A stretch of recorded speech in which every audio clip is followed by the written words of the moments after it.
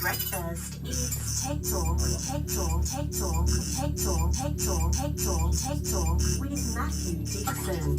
Yes. Scott Morrison announcing a $243 million grant for manufacturing projects that will enable Australia to seize on the rise of electric vehicles and reduce global reliance on China for a crucial rare earths material needed to make them. I want to keep politics out. He announced all this, Mathew Dickerson, in Labor territory, Western Australia, yesterday. I'm confused. Did you say Scott Morrison? Is that the Prime Minister, Scott Morrison? Oh, yes. The one that at the last election said that you wouldn't want to have an EV because that will wreck your weekend. You took the worms right out of my mouth, I tell you. Didn't he ever? He based so much of the campaign last time against electric vehicles. And now, what are we, 2 years down the track? He's saying he's $250 million to make it happen. Yeah, I'm so confused, Richard. Well, I'm so confused. I'm a blind man, make the colour so confused. 240. Speech in Western Australia Chamber of Commerce. Grants fall under the $1.3 billion Modern Manufacturing Initiative. $30 million will go to the first of a kind rare earth. That'll please ASM. Absolutely. Rare earth, so their shares should go up. 91 million to Arafura Resources, Nolans. Do you know that? I haven't heard of them. No, me neither. Another $120 million for Pure Battery Technologies. Batteries? Yeah, Pure Battery Has Technologies. he lost it completely here, Richard? Am I hearing you correctly? I can hear a little bell ringing around here. Something strange. Maybe. He's also going to announce $49 million for a vanadium battery project in Western Australia. Now, here's a really interesting thing, Richard. Manufacturing, we generally think in Australia that we don't have manufacturing because our labour charges are so much dearer than places like China. We can get a gang of Chinese into Australia to build a 300-kilometre long railway line in a week. We could try and do that in Australia. So here's the interesting thing, though. Some of the people I've been talking to recently have talked about the fact that as we keep going forward and as our electricity prices will drop because Why will they drop? Because we'll be continuing to push some of our renewable projects, then it will get to the point where if we can produce electricity cheap enough, that is becoming a major component in a manufacturing process. How can we make them cheaper?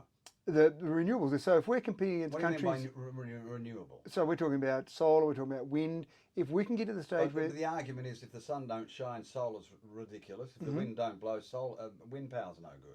Correct. So the idea is that you set up a project. Normally what projects are being set up with now is a combination of batteries, solar, wind. So you've got a combination of those three. And by being able to store it during the day or having the wind turbine store it, say normally wind is blowing at night time. Where do you store it? In batteries, for example. Where's the battery?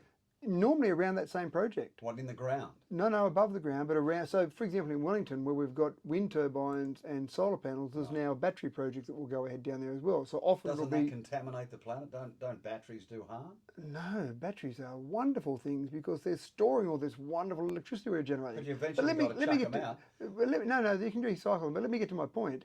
The manufacturing at the moment we think is too expensive in Australia because of our labour charges. Sure. But when we're competing against countries that are still burning coal, and you're still got to keep digging up coal and shoveling it in, so that costs you money continually, the general idea is that we'll get to the stage where we might be able to compete in a manufacturing process because one of the major costs will be electricity, and if we can get that electricity cheaper, we don't have to have labour charges that match the Taiwans or the Chinas or the various countries that have got very low and obviously too low labour charges. So that's exciting for Australia because normally we just think we can't do manufacturing here, we give up because we're paying people reasonable money. We're not paying them 5 cents a day to work, so we're never going to be able to compete. But electricity costs may well allow us to compete on that world market. So what, we can sell electricity? No, we can do the manufacturing because electricity is a major part of the manufacturing process, and as our electricity prices become cheaper, we'll be able to compete overseas. They'll still have cheap labour, but they'll have to pay more for their electricity because they haven't gone down that renewable path. Are we still sending gas overseas? We still send everything overseas. So, and one of the things, you mentioned ASM there, which is a rare earth mine at Toongai, hasn't gone ahead yet, but one of the exciting things about that, exactly as we're talking about, so much of Australia, we dig iron ore out of the country. Our number one export for this country is iron ore. We send it overseas, someone else manufactures it and sells us back the products they've manufactured with our iron ore. So what ASM is doing though is they're actually going to be doing the processing, what they dig out of the ground. So when they get all the zirconium and hafnium and all those different minerals out of the ground, they'll be processing them, so they'll end up with a product that's much closer to the end product rather than just sending it overseas and let someone else process it. Well, they have an international partner in South Korea at the minute too. Well, that's exactly right. Those negotiations are ongoing, but it makes so much more sense. And the manufacturing part of that, the processing part of that, sorry, will employ more people than the mine. So the mine might employ, and don't quote me on these numbers exactly, but maybe 50 people, but the processing might employ 300 people. So from a injection of the local economy, that's even better. So Australia does have a manufacturing future. It has a manufacturing future if we continue to keep going down. There's the magic word. So if, that's right, the renewables path. If we stop building new power plants and trying to keep burning coal, the thing with renewables is you pay money to put it in the first place, but then you let nature do its job and generate that electricity for you. It's fantastic. If you want to find out about what nature does, talk to a farmer. Well, exactly They right. know how to recycle their farms. Yeah, I can tell you without any. So there it is. Scott Morrison has done a backflip. It would seem that way. Yes. Yeah, maybe the polls are pointing more that way now. The what? Yeah, if I was a Is there an election coming up? something like I that. want to jump on this. I got this through this morning. The 2022 Tesla Model 3, you're going to have to wait till the end of the year to get one. Did you know that? Well, the last I looked at it, I looked for a friend the other day and it was showing about 12 to 14 weeks for availability, so that must have pushed out a bit. But Tesla's website is listing an estimated wait time of 6 to 9 months now yeah, right. on the Model 3. And I picked up that the brand's only vehicle available for sale locally, up from an estimated 5 to 7 months as recently as last month. It means that you buy one, you'll wait until 2023 for your new Tesla. I tried to buy a new push bike the other day, Richard. 18 months for a push bike. Yeah, and it wasn't electric. It wasn't. How much would you pay for a good one? 20 grand. 15 grand is probably about my limit. I'd pay for a push You're bike. going to use it for tour.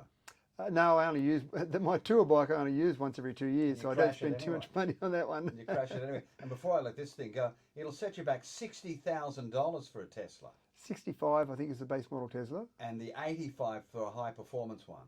Yeah, you're getting up. I think if you go the That's long a range lot of money. performance. When are they going to start coming down? And I don't want to be brand specific here, but some of the big four-wheel drive models that people buy, they spend easily 100, 120 grand on those. Well, I know you can buy a ute for 100,000. Yeah, some that's of the right. big utes. So 65 grand is a lot of money, but then when I start looking at what people are spending on cars at the moment, quite incredible. But then keep in mind the running costs, Richard, the running costs of an electric vehicle to fill up the tank in one of my cars, to fill up, in the inverted commas tank, costs about $12. Do you have a gauge on the dashboard that tells you whether it's half full? It tells you your battery, it looks like on a phone, but also on top of the little battery symbol, it'll tell you the number of kilometres of range you've got left, and it learns... But that depends on where you are at the minute. That depends how you're driving it, but it learns your driving methodology and actually varies the range depending on how you drive. So you drive fast, if you're on the open highways, it'll reduce that range so it knows that, oh, this person normally drives on the highway, then they're only going to get 550 kilometres out of a charge. Oh, this person normally drives around town,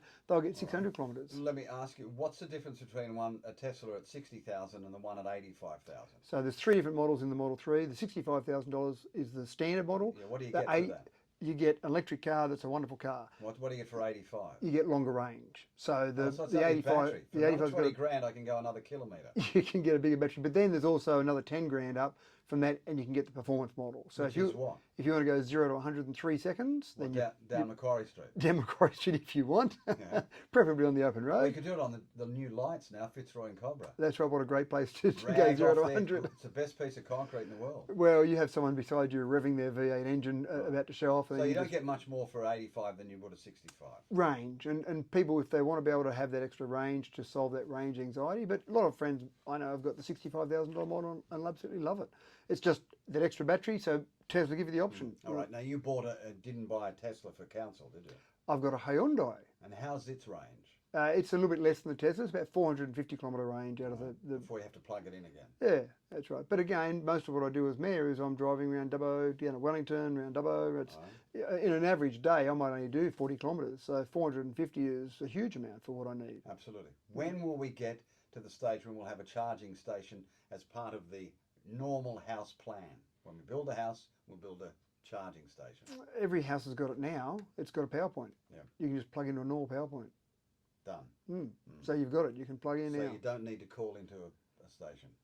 No, you can charge at home or charge at your friend's place. Even better. Use their electricity. Even better. A long extension lead, no money. So it was nice to see you. Hey, good. Thanks, Richard. Good time. Lovely. You have a good time. Put the money on the fridge, really. Thank you. Sure. To your breakfast. It's 8 o'clock. There you go.